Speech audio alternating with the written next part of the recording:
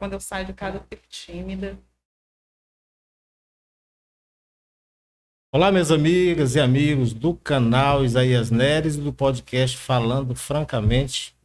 Estamos hoje aí iniciando o mês de março, mais um mês que se foi. E de antemão eu quero desejar um mês muito agradável, de muito sucesso para todos os nossos ouvintes, toda a população de Curitiba. Meus amigos, nós estamos aqui para mais uma entrevista, desta feita com a professora Rosângela Trancoso. Isso. Esse nome é chique, né? E raro. Acho bonito também. Então, Rosângela Trancoso é presidente do Sinteb, Sindicato dos Professores de Buriticupu. Boa tarde, Rosângela. Boa tarde, Isaías Neres. Muito obrigada pelo convite, ter convidado o Sinteb para estar aqui hoje.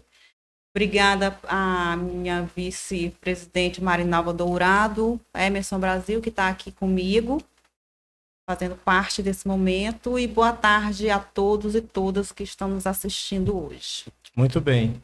Pessoal, nós estamos em nome da Bivolt. Se você quer comprar uma peça que deu problema no seu veículo, Bivolt. Se você quer viajar, você já fala com a SS Passagens. É uma empresa que vende passagem com um preço bem baixinho, que cabe no seu bolso. E lá garante a tranquilidade, a qualidade durante a viagem e também o conforto. Nós estamos também em nome da Starsol, energia solar. Faça esse projeto e você vai ver o tanto que seu dinheiro vai render.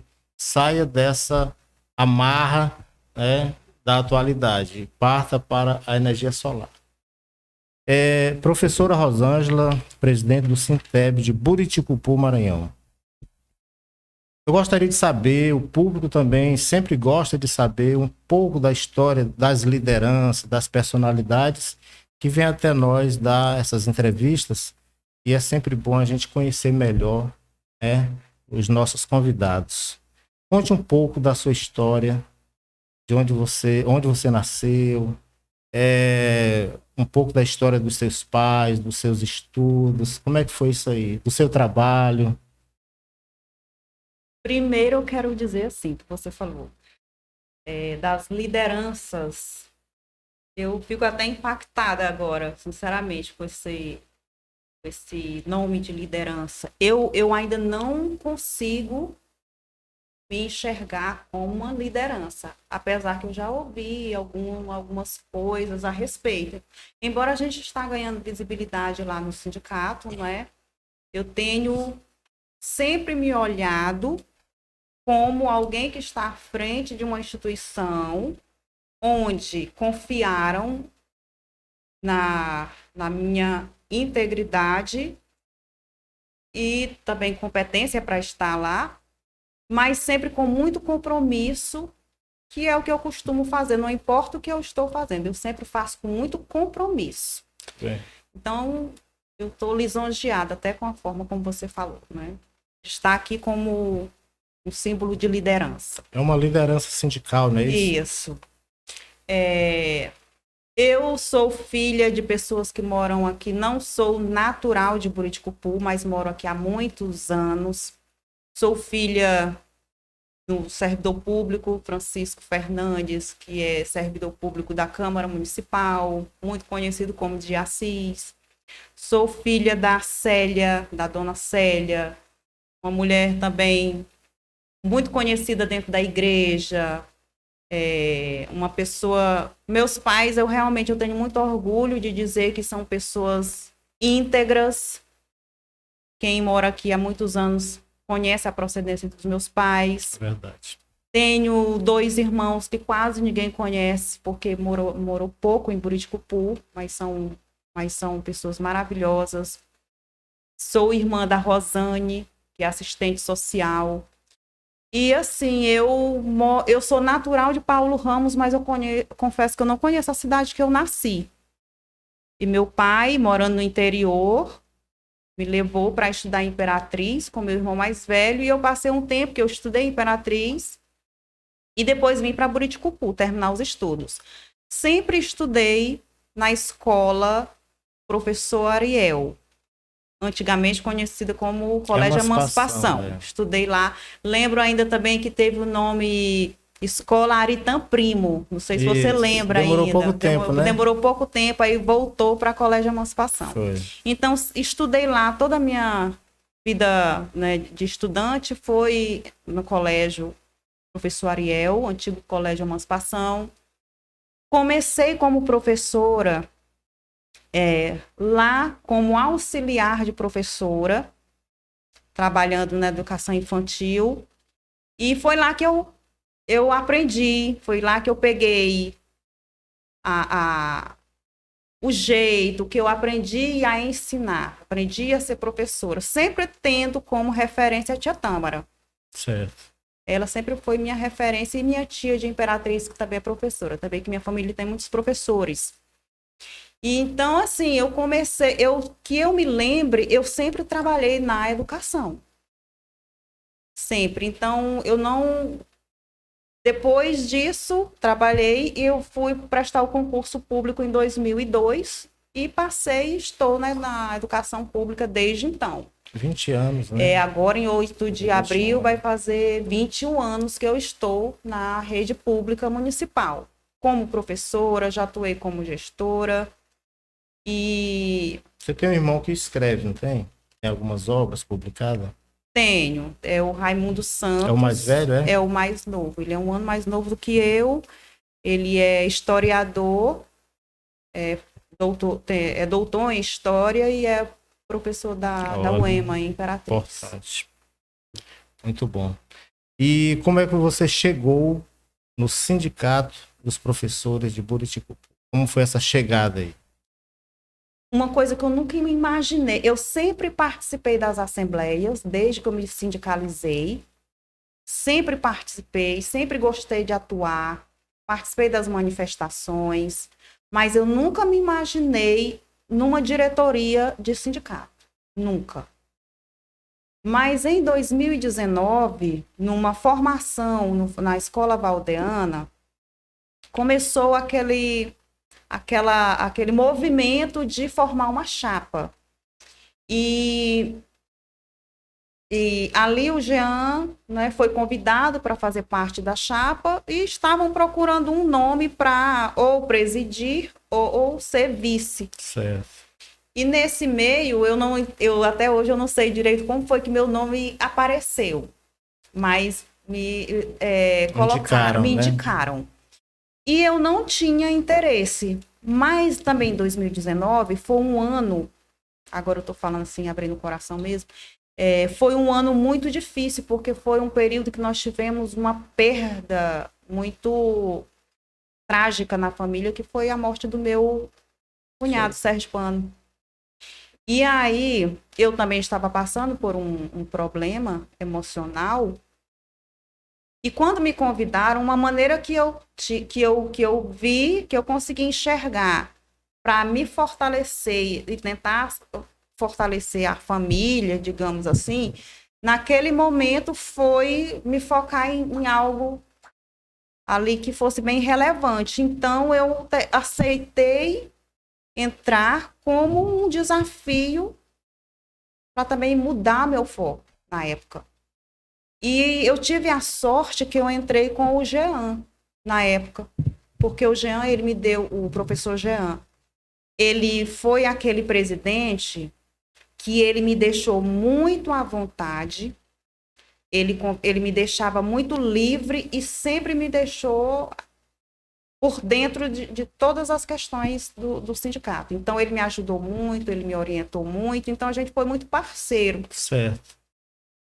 E aí ele teve os problemas de saúde, que é muito desgastante. Quem está à frente de uma instituição como um sindicato, ainda mais o nosso, que é um sindicato que sempre foi, não é, visível, atuante, é muito difícil. Até porque existe uma questão político-partidária muito grande também, infelizmente.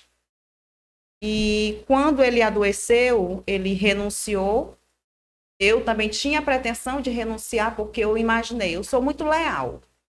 Eu entrei contigo, então você me incentivou, então eu vou sair com você. mas a diretoria entendeu que eu deveria ficar e terminar o mandato. Certo. E foi isso que eu fiz. Então, nesse período, curto período de tempo que eu fiquei presidente interina, até chegar à eleição, que já estava há poucos meses, houve uma conversa interna, e nessa conversa interna foi colocado o meu nome novamente à disposição, e nós formamos ali uma diretoria muito alinhada nos pensamentos, na maneira de querer levar a gestão sindical, e fizemos e deu certo, estamos até hoje. Quem são os parceiros, vamos dizer assim, que contribuem com o seu trabalho no sindicato? Os membros da diretoria, quem são? Olha, hoje eu conto 100% com o apoio da Marinalva Dourado, que é a vice-presidente, embora ela seja professora da zona rural. Isso foi também um ponto muito importante, a vinda dela como vice-presidente, uma representante do interior, uma mulher professora há muito tempo, muito conhecida, muito querida, muito articulada. Então, ela é a porta-voz, a nossa porta-voz do interior, quer dizer, a forma que nós tivemos também de trazer os professores do interior, ouvir as demandas, saber o que eles necessitam, isso nos ajudou bastante. E aí o Emerson Brasil, que também é outra pessoa que também é muito conhecida, um professor bem querido na rede, comprometido, e o Francisco de Paula, que é o nosso secretário, que ele tem só um turno lá, ele trabalha à tarde no estado. E hoje eu posso dizer que da diretoria somos nós 4, né? Somos os 4 cedidos, mas temos os demais que não estão diretamente lá dentro, mas a gente pode contar sempre que a gente precisa. Muito bem. E, Estamos pessoal, bem nunca alinhados. esqueça que nós estamos aqui anunciando a Bivolt, a Starsol e também a SES. E hoje, nessa entrevista com a professora Rosângela, que vai falar um pouco agora da parte do sindicato propriamente dito. Professora Rosângela, a gente nota uma certa animosidade hoje, um clima assim, entre o Sinteb e a prefeitura. Como é que surgiu aí esse clima? Olha, esse clima, eu entendo que ele surgiu talvez por uma frustração do atual gestor, por o sindicato não ter se tornado mais uma instituição que só escuta e atende aquilo que ele acredita que deva ser feito. Hoje, infelizmente, nós temos instituições que são para fazer o seu trabalho, cobrar, elogiar também quando for necessário, né? E, infelizmente, essas instituições de proteção de direitos da população e essas instituições, elas estão... Eu não estou entendendo o que está acontecendo, né? Não estão falando pelas pessoas a qual elas representam. Nós, o sindicato, nós estamos falando pelas pessoas que nós estamos representando, que são os professores. Então, eu fui eleita pelos professores que hoje fazem parte da gestão, né? Nós temos uma relação amigável, de respeito, né? O sindicato tem essa relação de respeito, até porque nós estamos lá lutando pelos direitos, cobrando as perdas de todos. Mas o gestor, infelizmente, ele ainda não compreendeu isso. Então, ele começou a cismar, a criar barreiras com o sindicato, porque ele entende que nós somos ali apenas para atender aquilo que ele deseja, na hora que ele achar que deve fazer, e não é assim. Então, por conta disso, criou, sim, esse clima de conflito, não partindo do Sinteb. Entendi. Até porque nós estamos agindo sempre dentro da lei e do respeito. Professora Rosângela, você como presidente do sindicato, como é que você vê essa questão da fiscalização na aplicação do recurso do Fundeb por parte do município? Como é que você está vendo isso aí? Está tendo essa fiscalização na cola, o rigor, está tendo isso? Infelizmente, não. Infelizmente, nesses 3 anos de gestão, nesse terceiro ano, eu ainda acompanhei uns anos de gestão do ex-gestor e também participei do conselho e havia as prestações de conta. Havia. Quem era o presidente do CACS Fundeb? Era um representante da sociedade civil. Certo. Então, isso já dava uma isenção ali. Hoje, infelizmente, na atual gestão, o presidente anterior do CACS Fundeb era alguém que tem cargo de livre nomeação e exoneração dentro do governo. A diretoria, o ex-vice-presidente ou a ex-vice também, né, cargo de confiança no governo, secretariado. Então, hoje, e atualmente, recentemente, foi feita uma outra eleição onde toda a diretoria do CACS Fundeb são pessoas que têm cargo de confiança no governo. Estou dizendo aqui que são pessoas de conduta duvidosa? Não. Claro que não. O que eu estou dizendo aqui é que eles, por terem cargos de confiança dentro da gestão, eles não têm a autonomia que o conselho deve ter para cobrar as prestações de conta, cobrar as folhas de pagamento. Tanto é verdade que não houve. 2022, nós não tivemos prestação de contas do CACS Fundeb referente ao ano de 2022. As reuniões que teve foi para prestar contas de 2021, alguma coisa do PENAT da época do ex-gestor, mas de 2022, da gestão atual, não houve. Terminou o mandato, nós procuramos nos órgãos competentes, nos sites da União, os repasses, mas quando você tem diretamente ali, detalhado do CACS Fundeb, o que entrou e o que saiu de receita, para onde foi, você tem como fazer um cálculo do que sobrou, quanto sobrou, ou se não sobrou, como que foi distribuído esse dinheiro. Então, falta. Então, infelizmente, o CACS Fundeb, ele não está atuando. O que o sindicato pode fazer para que ele venha a atuar? O sindicato já tomou as medidas administrativas e judiciais referente a essa questão. Então, nós já acionamos o nosso jurídico e estamos aguardando um parecer em relação a isso.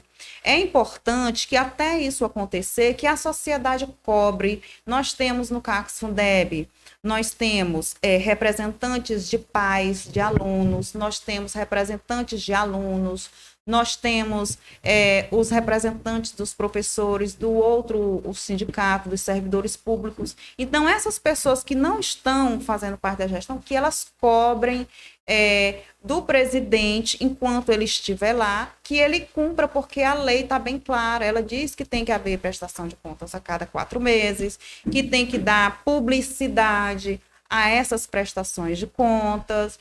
Então não está havendo. Então, assim, aí onde é que entra o Sinteb? Como esses órgãos de fiscalização e controle de dentro do município, eles não estão atuando, quem é que está atuando, fazendo isso hoje, aqui em Buriticupu? Não é a Câmara, não é o CACS Fundeb, é o Sinteb. Por essa razão, está havendo esse problema com a gestão. Então, quando a gente cobra da Câmara, deixando bem claro, a gente está cobrando o óbvio.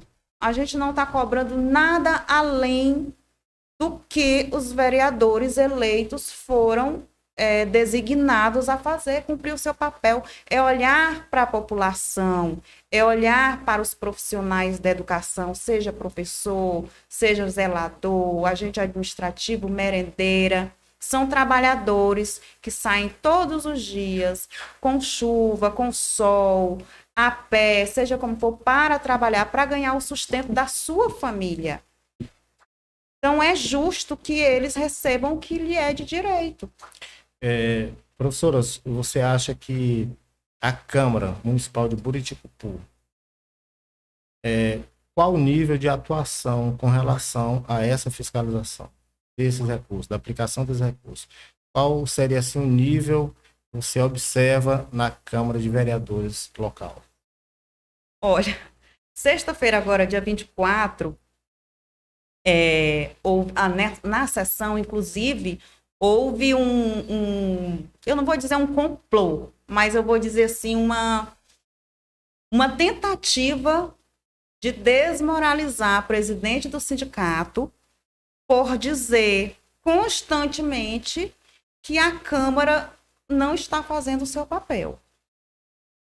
E não é só eu que estou dizendo isso. A população está vendo isso. Muitas pessoas, elas não sabem como cobrar.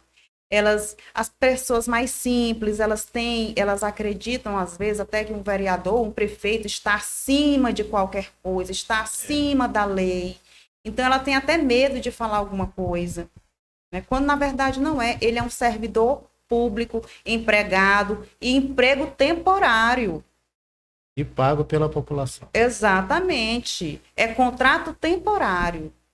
Então, assim, a partir do momento que a população compreender isso, que o vereador está lá na Câmara hoje, ganhando aquele gordo salário, para ir só lá na sexta-feira apresentar projetos, na verdade é o que eles fazem, mas na verdade o trabalho é diário, né?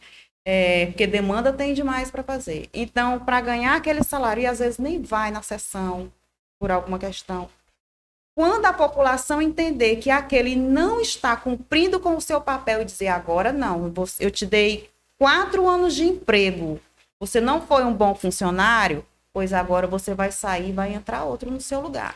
Perfeito. A mesma coisa vale para prefeito, deputado, deputada, governador, presidente e assim vai. Então, quando a população compreender isso, Isaías Neres, eu garanto como os políticos vão respeitar o povo. É verdade. Né? Então, voltando. A alternância também, né? A alternância ela é necessária, mas infelizmente algumas pessoas quando entram, quando tomam posse do poder, eles se agarram de uma forma que eles fazem qualquer coisa para não sair. Na certa tem muita vantagem, né? Mas, e respondendo à pergunta, hoje, infelizmente, hoje não, já há um bom tempo, nós não percebemos a Câmara, a Casa do Povo, sendo bem representada. Não está. E quando a gente fala isso, não é para vereador ou vereadora ficar se sentindo ofendido, ficar se sentindo insultado. Não, é para ele refletir. É um toque que você está dando. É para ele refletir, deixar o ego de lado e pensar e reconhecer que ele realmente está deixando a desejar e que ele tem que trabalhar para o povo. É observar lá aquele cidadãozinho que está lá no interior, que a estrada quebrou e ele não pode vir aqui na rua comprar um remédio, ou fazer uma compra, ou vir até numa emergência no hospital. É se colocar no lugar daquela pessoa. É aquela criança que sai de casa com fome, de manhã sem ter o que comer, acreditando que quando chegar lá na escola vai ter uma alimentação de qualidade para se alimentar, e chega lá, ele não tem. Então, a partir do momento, o primeiro passo é você se colocar no lugar dos outros. Você se olhar no mesmo nível, entender que ninguém é melhor do que ninguém. Porque se você sempre achar que está por cima, você vai enxergar lá de cima, às vezes você não vai ver o que você precisa. Então, é deixar o ego de lado, é deixar o orgulho e ter a humildade para reconhecer que está errado e fazer o seu papel que a população vê. Então, infelizmente, eu digo que a Câmara precisa refletir suas ações eu não menciono nomes, cada um veja se está atuando, aquele que está atuando corretamente, direito, ele não precisa se sentir chateado, não, isso não é para mim. Quando a vereadora disse N coisas ao meu respeito, que eu estou representando mal a classe, enfim, e outras coisas, eu não me senti ofendida. Eu soube que teve alguém lá que falou que você pretende ser candidata. Ah, interessante isso. Isaías Neres, eu nunca mencionei que seria candidata a vereadora. É como eu te falei no início. Quando eu faço, isso eu aprendi com meu pai. Meu pai sempre me disse, tudo que você for fazer, faça bem feito. Porque o mesmo trabalho que você vai ter para fazer o bem feito, você vai fazer o mal feito e vice-versa. E às vezes o mal feito, você vai trabalhar mais, porque você vai ter que voltar lá e corrigir. Então, aí o exemplo na prática. Às vezes ele estava em casa, que ele sempre trabalhou fora, tudo. E às vezes ele chegava, dava uma olhada na casa, botava a gente para... Aí a gente ia varrer uma casa, ele prestava atenção. Onde tivesse uma sujeira, volte lá, vá limpar direito. E às vezes a gente com preguiça fazia o serviço umas 3 vezes. Aí ele vinha com essa lição. O trabalho que você tem, o tempo que você gasta para fazer o mal feito, você poderia ter feito Uma bem. vez só, né? Exatamente. Então eu carrego isso lá dentro da minha casa. Eu carrego isso lá na minha sala de aula como professora. E não seria diferente eu carregar isso lá para o sindicato, para onde eu fui, para onde me confiaram, porque me elegeram. E voto é confiança. E se tem uma coisa que eu prezo, é confiança. Então, eu posso sair de lá do sindicato sendo chamada de chata, sendo chamada de... não sei, mas de dizer que eu não agi com compromisso, com verdade e comprometida com a categoria, isso não vão falar porque eu não vou permitir. Então, essa história de candidata, voltando, o povo está tão carente de pessoas que atuem, de pessoas que tenham coragem de falar as coisas, que eu acredito que qualquer um que começa a fazer um trabalho que ganhe notoriedade, a primeira coisa que ele fala é, olha, podia ser um vereador, você podia ser uma vereadora. Verdade. Mas da minha parte nunca surgiu isso. Nunca surgiu, né? Até hoje eu nunca falei. Entendeu? Então eu estou fazendo o meu papel como eu devo fazer, como o vereador que está na Câmara foi eleito com voto de confiança deveria fazer, como o prefeito que foi eleito deveria fazer e como qualquer um profissional que tem compromisso com aquilo que lhe é delegado a fazer, tem que fazer. Muito bem. Professora, presidente do sindicato, Rosângela Trancoso. Como é que está essa questão do plano de carreira? Professores, como é que você tem visto isso aí? O plano de carreira, no ano passado, foi feita uma reunião na PEC para falar sobre a criação do plano de carreira dos servidores públicos, daqueles que não têm plano de carreira, que não é assegurado ainda.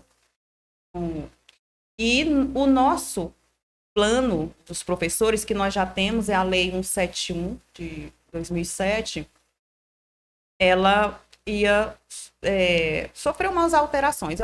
Para você ver, a lei de 2007. Uhum. Então, já se passaram quantos anos? Precisa de uma atualizada. Muita coisa mudou em relação de 2007 para cá. Então, foram formadas comissões. Essas comissões, cada uma para tratar da sua categoria. Comissão da Saúde, Assistência e a Educação, né? Formou-se a Comissão da Educação. Nós fizemos a análise do plano da Lei 171 e fizemos umas alterações para beneficiar a categoria, trazer alguns direitos que foram retirados na última atualização de 2007, que foram retirados. Então, a gente fez uma proposta, elaborou uma minuta e encaminhou para o Executivo. na promessa de, com pouco tempo, devolver o jurídico do executivo, o setor contábil ia fazer a análise contábil e encaminhar de volta esse plano, essas minutas, para a gente finalizar o processo. E, segundo a fala, é para ser uma lei só, uma única lei.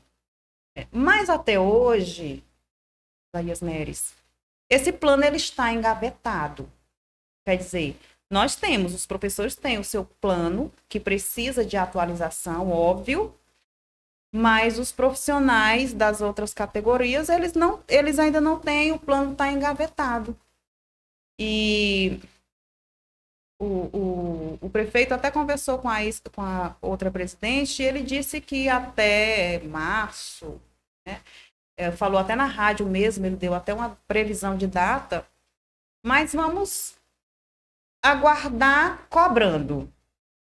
Né? Porque é outro assunto, que se você também não cobrar, nós estamos assim no impasse. Se você não cobrar, não tem. Se você cobra, o prefeito diz que não faz nada por pressão.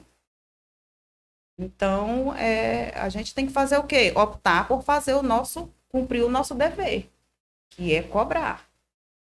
Tem uma categoria toda esperando por isso, né? Tem uma categoria há 20 anos aí de trabalho e não tem uma atualização, quer dizer, tantas perdas, o salário mínimo ele perdeu muito nos últimos tempos. Nosso também, como professor, a gente perde muito, a gente tem muitas perdas. E nada mais justo do que você dar a César o que é de César, é o trabalhador. Aí as pessoas, às vezes, têm uma ideia assim, Isaías, o professor ganha muito bem. O professor ganha bem. Se você for comparar ao valor do salário das demais categorias, dos demais trabalhadores, nós estamos, sim, com um certo privilégio. Mas quantos anos a gente leva para chegar a receber o que a gente recebe? Quanto tempo de estudo? Olha só, dia 8 de abril eu vou fazer 21 anos de serviço. São 21 anos. É uma graduação, é pós-graduação que você faz. Você está sempre estudando, sempre se atualizando. Então, não é você entrar hoje e já está com um salário razoável. Você tem que investir, você gasta para você ter uma formação para você melhorar o seu trabalho. Então, é justo. Outra coisa, professora, existe um grupo de pessoas que são professores contratados, que quando você fala de nem só professor, qualquer servidor contratado pelo prefeito, indicado pelo vereador, pelo representante e tal, ele, de certa forma, ele tem direito, mas não tem muita autonomia em cobrar. Ele fica de forma meio que subserviente. E nós temos aí, eu sempre vejo os vídeos do meu filho, Alisson Aguiar, ele sempre tem esse cuidado, essa preocupação de estar cobrando também os direitos dos professores, principalmente os contratados, e eles não têm um piso salarial. E o que o sindicato está fazendo, já fez, vai fazer por esse povo? É um número grande e, às vezes, sem autonomia e sem vamos dizer assim, às vezes até a coragem de chegar e cobrar, porque não tem como, é contratado e vai para a rua na mesma hora. Eu entendo demais a situação dos professores contratados. Eles não têm opção. Ou é aquele valor ou nada. E ali é um pai de família, uma mãe de família, né? Então, ele opta pelo quê?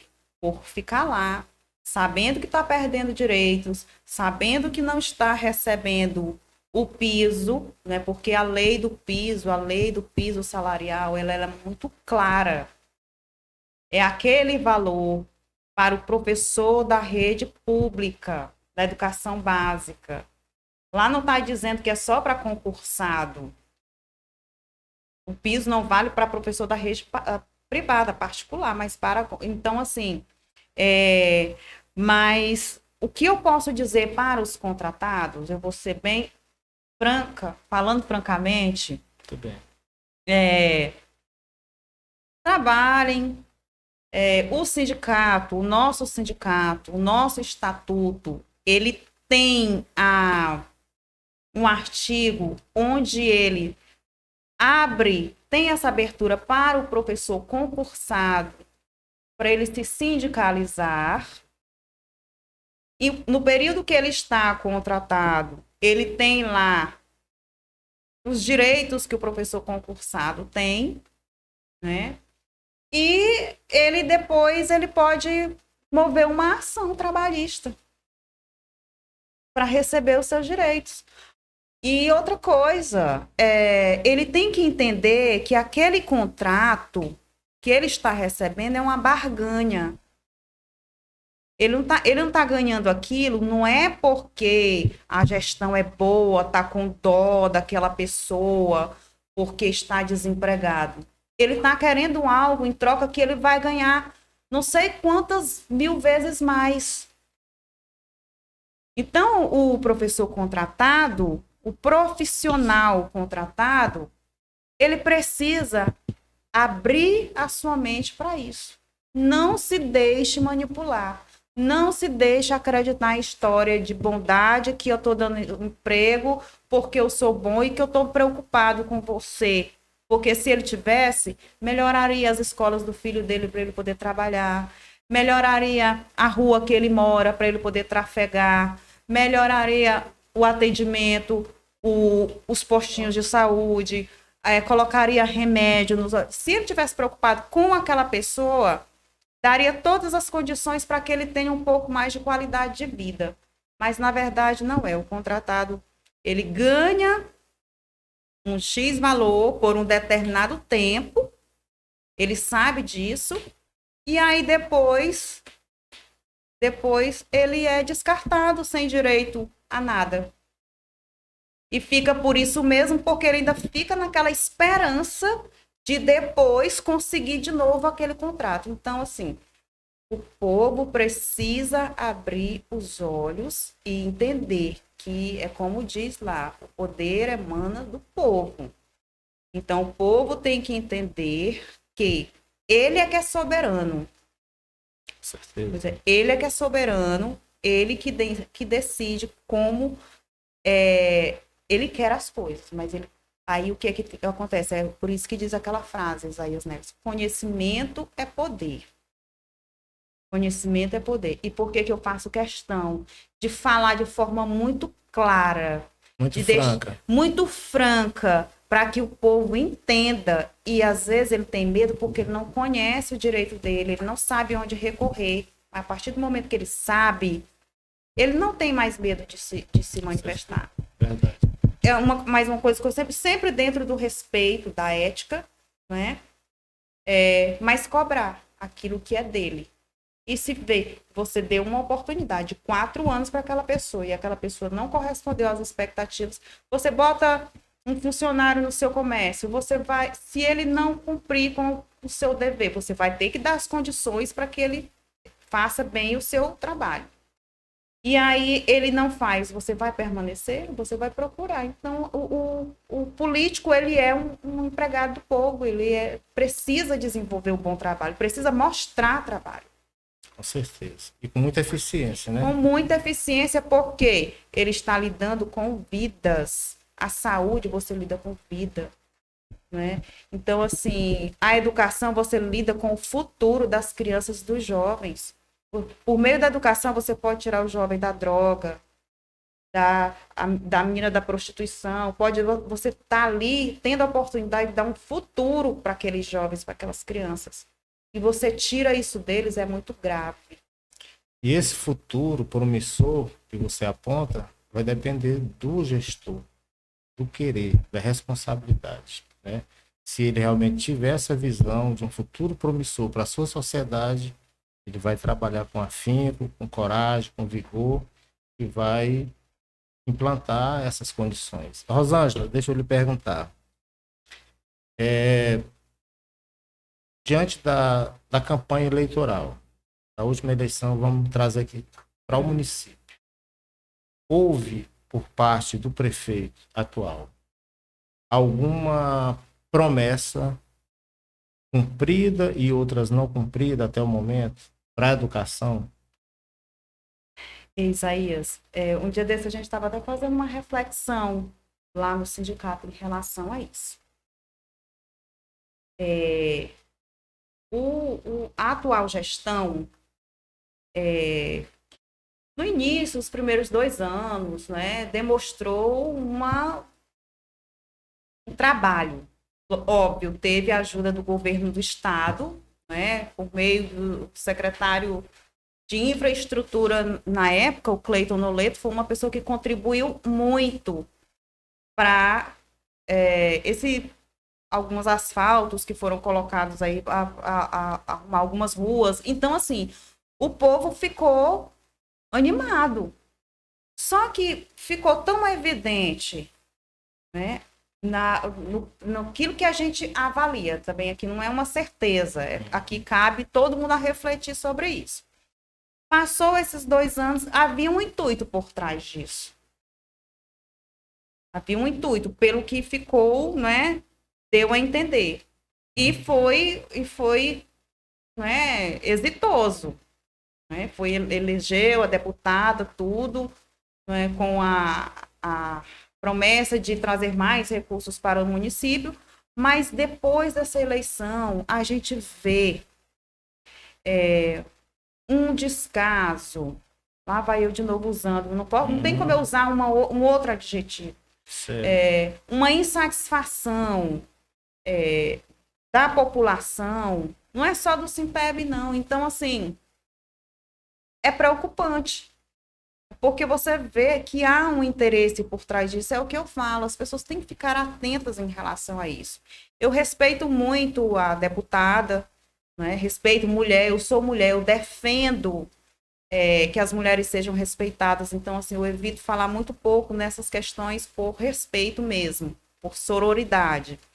Mas, infelizmente, é mais uma pessoa que foi usada.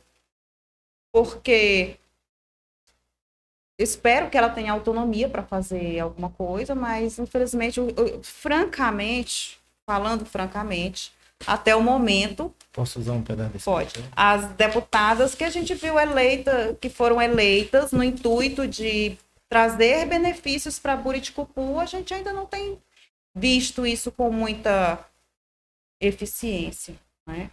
Com exceção de a primeira, mas assim, ainda há tem muita coisa para melhorar, tem muita coisa. Então eu achei, não só eu, mas muita gente achou precipitado essa ideia de querer logo colocar uma pessoa como deputado, já com uma pessoa que é influente, que quer trabalhar, ele vai ter apoio por todos os lados. E com isso a gente vê que o município, de alguma forma, o município perde muito. Porque uma eleição dessa, ela sai muito cara. Então é bem complicado nesse sentido. Professora Rosângela, antes que a gente encerre aqui, estamos já partindo para o final do nosso podcast. Eu gostaria, inclusive, de pedir a você que está nos assistindo que faça a sua inscrição no nosso podcast. Nós teremos sempre temas bastante importantes para a nossa sociedade, não apenas de Buriticupu. Essas nossas entrevistas, elas estão ultrapassando os limites do município, do estado, né? E é importante, a gente fala de segurança, de saúde, de educação. Se você puder se inscrever, para nós será uma grande honra. Você, professor que está nos assistindo, se inscreva, é totalmente grátis e muito fácil de se inscrever no nosso podcast Falando Francamente. Aqui a gente só fala de forma franca. Por isso, falando francamente. Deixe o seu joinha, compartilhe esse vídeo, deixe o seu comentário aí embaixo. A sua participação é bastante importante. Agora, professora, você tem algo para falar que não foi perguntado? Tem. Se tiver, fique à vontade. Eu acredito que muitos professores estão querendo saber do retroativo de janeiro, não é? Certo. Foi uma conquista, saiu recentemente a lei, né? Foi foi essa aqui. Posso pegar aqui rapidinho? Pode. A lei sancionada agora no dia 23 de fevereiro de 2023, a lei do piso, que regulamenta o piso, né? A portaria, pagando os 14% do magistério. No entanto, 14,95. Essa lei, o prefeito ele não cumpriu como deveria, porque a lei federal, ela diz que o piso tem que ser pago em janeiro. A partir do dia 1º de janeiro deste ano, que foi essa que foi revogada agora, já conta o piso, o novo piso do magistério. 495, 14 centavos e 95. Gente, 14% e 95,95. Então, assim, não pagou em janeiro e chegou fevereiro, foi sancionado aqui, mas a lei federal e a lei municipal, ela diz que tem que ser pago em janeiro. No entanto, ele colocou o decreto para entrar em vigor dia 1º de fevereiro. E aqui não consta ele falando que vai pagar retroativo, ou seja, tem um mês nosso dentro e esse dinheiro, ele foi feito o quê? Que não foi repassado para os professores. Não foi passado em janeiro, não foi repassado agora em fevereiro e ontem eu fui pegar mais informações e até o momento não tem nenhuma previsão, aliás, não tem de pagar o retroativo de janeiro. Então, olha só, Isaías. Mas o sindicato vai correr atrás disso. O sindicato já está tomando as providências, já tomou as providências administrativas e judiciais em relação a isso. Isso é uma verdadeira afronta ao sindicato. Porque, veja bem, quantas pessoas ele está atingindo porque não quer acatar uma decisão, algo que é lei, simplesmente porque o sindicato está cobrando.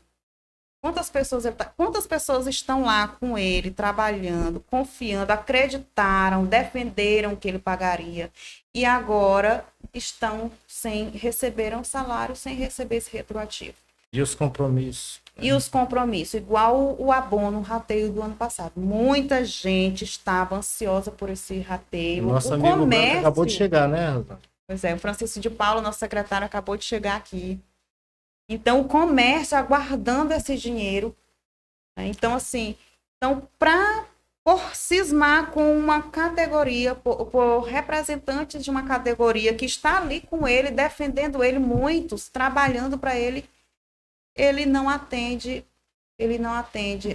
as leis para afrontar, para mostrar que realmente ele é do jeito dele. E não é assim. Não é assim que se governa. Tem que ter humildade. Reconhecer quando está errado. É bonito, eu já disse isso, é bonito você reconhecer que está errado. E mudar, lógico, né?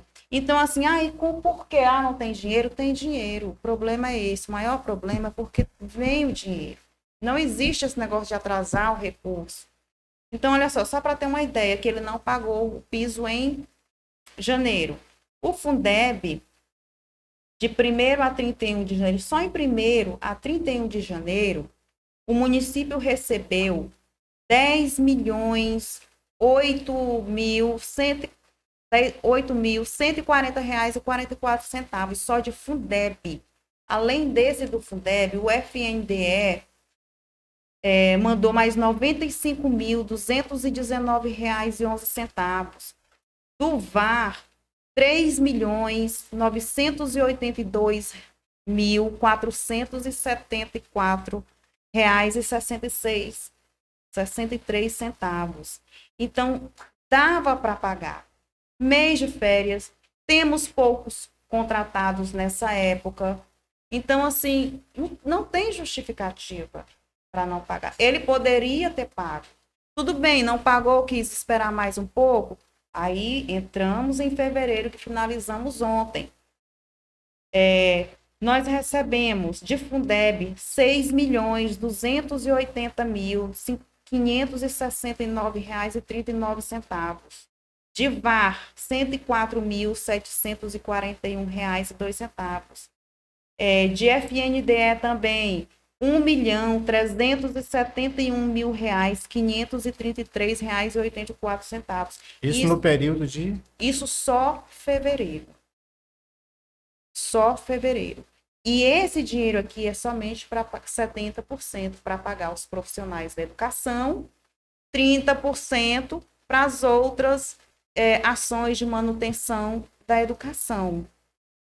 Isso sem contar o FPM. E o FPM, que todo mundo estava preocupado com o FPM, né, que ia dar problema, que ia cair, o FPM se manteve, né? Se manteve, e mais de 4 milhões, desses mais de 4 milhões, 20% também vai para a educação. É para manter a educação. O FPM de fevereiro aumentou, foi mais de 6 milhões. Então, gente, essa história... Em vez de cair, aumentou, foi?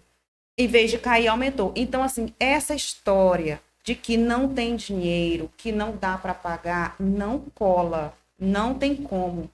A lei orçamentária anual de 2023, o orçamento para esse ano são quase 400 milhões de reais para investir na educação, são quase 180 milhões.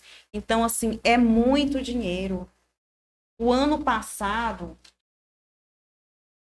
eu estiver falando muito, vocês podem me dar uma paradinha aí.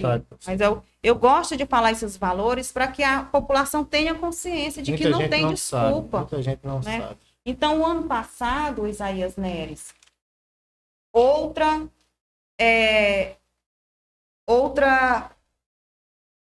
ato assim imoral que foi praticado na Câmara, foi sancionada a Lei 508/2022, que autoriza a abertura de crédito adicional especial dentro do orçamento vigente, ou seja, 2022, complementação dos recursos do VAT, viabilizar pagamentos do IPSEMB.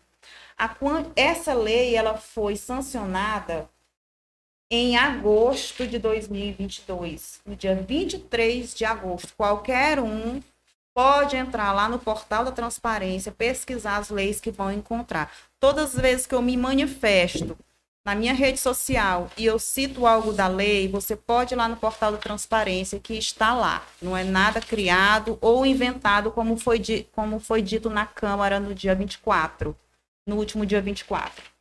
Então, os 30% em agosto, quer dizer, mais da metade do ano, vamos lá, vamos fazer aqui uma pergunta. Gente, mas ano eleitoral, né? Então, a gente pensa, 1 milhão foi tirado dos 30% do Fundeb o ano passado. Dos 30%. 1.600.000 para contratação temporária. A partir de agosto foi aprovado isso. Aí foi tirado 5.500.000 para vencimentos e vantagens fixas de pessoal civil. O que é isso? Porque a lei ela diz que tem que ser tudo bem transparente e explicado. Tem que ser. Né? Aprovado na Câmara. Aí nós temos dos 30% também, aprovado nessa lei em agosto, no dia 23. 1.500.000 para material de consumo. Que material de consumo? Para onde esse material de consumo? 1,5 milhão. Obras e instalações. Aprovado no dia 23 de agosto. 3.329.633,61. Onde essas obras e instalações? Ainda bem que os vereadores estão fiscalizando, né? E 400.000 de equipamento e manutenção permanente. Aí do VAT, foi tirado do VAT, foi aprovado para usar o VAT. Material de consumo, que não explica que material de consumo é esse, 450 mil reais. Outros serviços de terceiro, pessoa física, 50 mil reais. Outros serviços de pessoa jurídica, R$ 650 mil, com DEB 30%, 1.600.000 de contrato temporário. Vencimentos, vantagens pessoal civil, 5 milhões. Obrigações patronais, 700 mil. Material de bem de serviço e distribuição gratuita, 429 mil. Então, assim, valores aprovados na Câmara no mês de agosto. E aí, gente, você se pergunta, essas obras, né? Cadê essas obras? Porque, assim, a princípio, teve-se a ideia, João Carlos, como é um prefeito, como é um do ramo da construção, vai fazer muitas obras em Buriticupu, né? Gente, ele pode até não entender ali de saúde, mas ele vai botar alguém técnico para cuidar da saúde, da educação, vai botar alguém técnico comprometido para cuidar bem da educação. E a parte da infraestrutura, ele domina, porque ele é do ramo da construção. Mas vamos lá nos perguntar qual a obra, nesse terceiro ano de gestão, qual foi a obra significativa que foi feita? Olha, professora, entrando aí no mérito, eu vejo muitas pessoas na nossa sociedade fazendo duras críticas, principalmente com Dá mais uma relação, águazinha aqui, por favor. com relação às festas. São muitas festas, muitas, poucas obras. Existe aí algo em torno de 50 quilômetros de asfalto, é o que se comenta, foi feito, mas com recurso do Estado, é muito fácil. E será que é só isso? É isso que a prefeitura, que a população precisa? É só de festas? Festa junina, carnaval. Eu sempre costumo até falar também, eu faço certas críticas. Uhum. Pintar meio fio é muito barato. Aparece até muito, fica bonito, mas é muito barato. E logo, logo você tem que pintar novamente. Mas tem outras coisas aí. Tem pessoas morando a 5 metros de uma erosão. Erosão com 50 metros de profundidade, 80 metros de largura, 500 metros de extensão. E aí? O que tem sido feito? Então, é onde está o problema. Quais são as ações para tirar esse povo dessas erosões? Então é isso. Ainda tem mais alguma coisa, professora? É verdade. Então, assim, quando a gente cobra, ninguém está inventando. Ninguém está inventando que tem uma erosão que precisa ser sanada esse problema para aquelas pessoas que moram ali próximo. Ninguém está inventando que tantos jovens morreram. O ano passado foi assim um recorde de jovens que morreram em decorrência de acidentes do trânsito. Você não viu uma política pública voltada para uma política pública eficaz, voltada para a conscientização. Porque tudo bem, as pessoas, mas a pessoa fez isso porque quis, não andou sem capacete porque quis. Tudo bem, tem a responsabilidade do cidadão, da cidadã, mas o poder público, ele deve intervir, está lá na Constituição. O poder público, ele tem a responsabilidade de intervir nessas coisas. Então, se aumentou drasticamente o número de pessoas passando fome, o poder público ele tem responsabilidade sobre isso. Se aumentou drasticamente o número de pessoas morrendo por vítima de violência do trânsito ou outro tipo de violência, o poder público tem responsabilidade. Se aumentou o feminicídio, tudo o poder público tem responsabilidade sobre isso. Não adianta, gente. Com certeza. Então, é isso que eles precisam compreender. Né? Em relação à cultura, eu sou uma pessoa que eu não nego, eu sou festeira, né? Festeira, assim, eu gosto de fazer minhas farrinhas em casa, lá uma vez dou uma saída. É bom, tem um retorno também para os comerciantes, a dona do salão, a dona da loja de roupa, do sapato, o cara que vende a bebida, mas a cultura, ela não se resume só a isso. A cultura tem que trazer para esses jovens mais lazer, um teatro, um cinema, quer dizer, trazer outros tipos de ação para as pessoas entenderem que cultura não é só festa, não é só carnaval. Até porque não tem aquele controle, é muita criança nesse período fumando, bebendo. Então, assim, tem que ser algo pensado com empatia e voltado para trazer a alegria para o povo que gosta, mas também com responsabilidade. E entender que cultura não é só festa, carnaval, bebida e essas coisas. Então, eu até fico assim, quando se usa.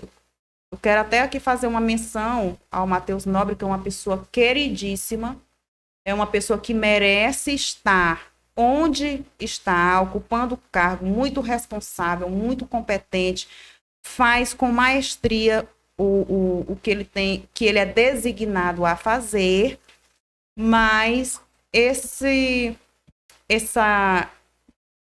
bordão, esse nome que a cultura está de volta, eu fico um pouco pensativa quando se usa, porque a gente tem que refletir. Cultura, como eu acabei de dizer, não é só festa de carnaval, né? Tem as vantagens, mas também tem muitas desvantagens em relação a isso aí.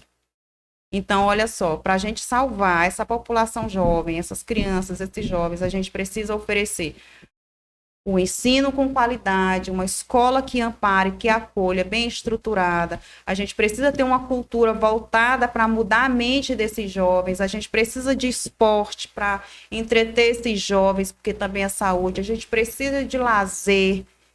A gente precisa de toda uma rede de apoio com pessoas técnicas, responsáveis e empáticas para que a gente possa realmente ter êxito.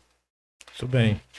Professora Rosângela, agora a gente parte para o final, onde eu faço ou fazemos aqui um ping-pong.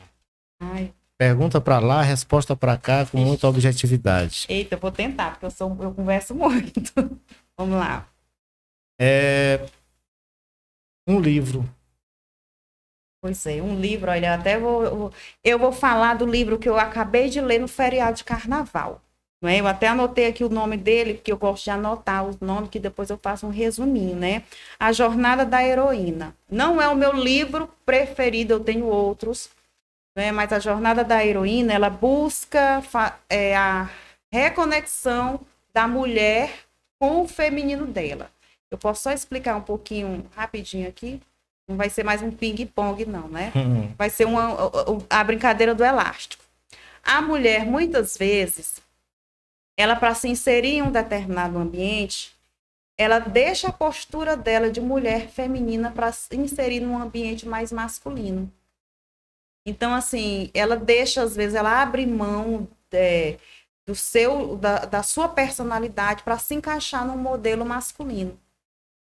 Então, e outras coisas. Então, assim, vou falar esse livro porque o feriado de carnaval foi o livro que eu acabei de ler. Um autor. Mário Sérgio Cortella. Uma frase. Tudo passa. Tudo. Não adianta, gente. Tudo passa. Um lugar. Minha casa. De preferência, meu quarto. Um time de futebol. Flamengo. Apesar que eu sou de uma família de vascaínos, mas eu sou flamenguista. É isso aí. Pessoal, nós estamos chegando aqui ao final do nosso podcast. Uma entrevista bastante interessante, que trouxe muitas informações para a sociedade, o Buriticupu. E, geralmente, no final, a gente sempre traz para o nosso lado poético, né? E eu abro essa poesia dizendo que no podcast de hoje tivemos um tema maravilhoso. Foi discutido muitos assuntos de forma bastante exitosa, apresentado pela professora Rosângela Trancoso. Olha que legal, eu não estava esperando. É isso aí. Amanhã tem mais, nós teremos aí a entrevista com o comandante da Polícia Militar, depois com o delegado e por aí vai. Grande abraço a todos. Obrigado, professora. Obrigada a vocês que ficaram nos assistindo. Obrigada mais uma vez pelo convite. Eu gostei muito. E aqui está aberto. Obrigada viu? pela participação da minha diretoria aqui. Aqui tem o professor Francisco Eles de Paula, podem aparecer né? aqui, dar um oizinho. Pode Vem aqui, sim. pessoal. Pode sim. Eu Aqui é a realmente Marinalva, estou né? muito feliz. Marinalva é a vice, né? Eu sou muito feliz com essa equipe. Francisco Esse de aqui é o Paula. Francisco de Paula, que eu conheço como branco. Eu chamo ele de Paula. E tá? ele não é tão branco.